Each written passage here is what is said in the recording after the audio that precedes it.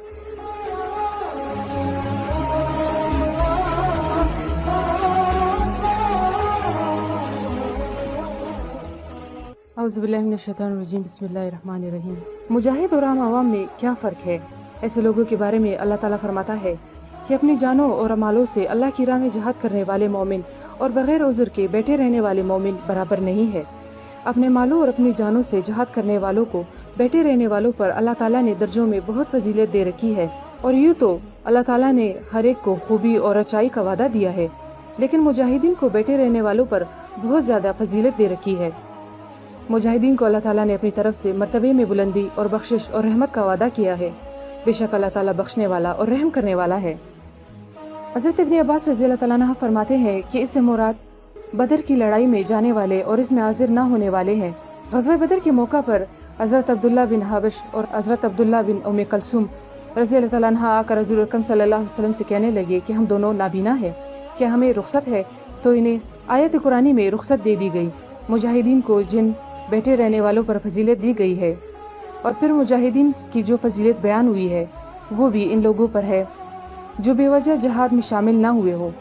बुखारी शरीफ में है कि रसूलुल्लाह सल्लल्लाहु अलैहि वसल्लम फरमाते हैं, मदीना में ऐसे लोग भी हैं कि तुम जिस जहाद के लिए सफ़र करो और जिस जंग में कूच करो वो तुम्हारे साथ इजर में यकसा है।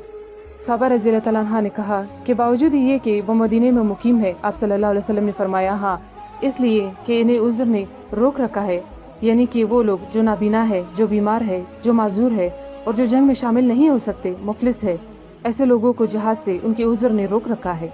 एक और रिवायत में है कि तुम जो खर्च करते हो इसका सवाब भी जो तुम्हें मिलता है इन्हें भी मिलता है। यानी कि ए अल्लाह के घर के हज को जाने वालों, अगर तुम अपने जिस्मों समेत इस तरफ चल रहे हो, लेकिन हम भी अपनी रूहानी रविश से इस तरफ लपके जा रहे हैं। सुनो, हमारी जिस्मानी कमजोरी और उज़्र ने हमें रोक रखा है और ये जाहिर है कि उज़्र से रुक जाने वाला कुछ जाने वाले से कम नहीं है। और फिर अल्लाह ताला फरमाता है, हर एक से अल्लाह ताला का वादा जन्नत का और बहुत बड़े इजर का है। इससे ये भी मालूम हुआ कि जहाद फ़र्ज़ ऐन नहीं बल्कि फ़र्ज़ कफ़ाया है।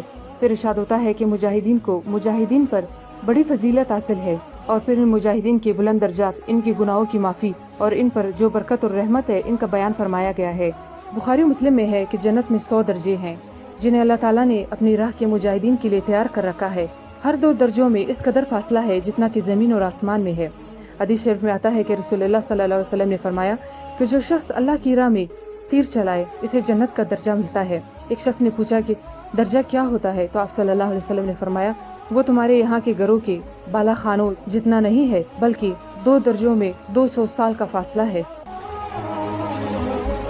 अल्लाह ताला हमें कलाम पाक को समझने की और इस पर अमल करने की तौफीक अता फरमाए। आमीन। व आखिर दावाना अनिल हम्दुलिल्लाहि रब्बिल आलमीन।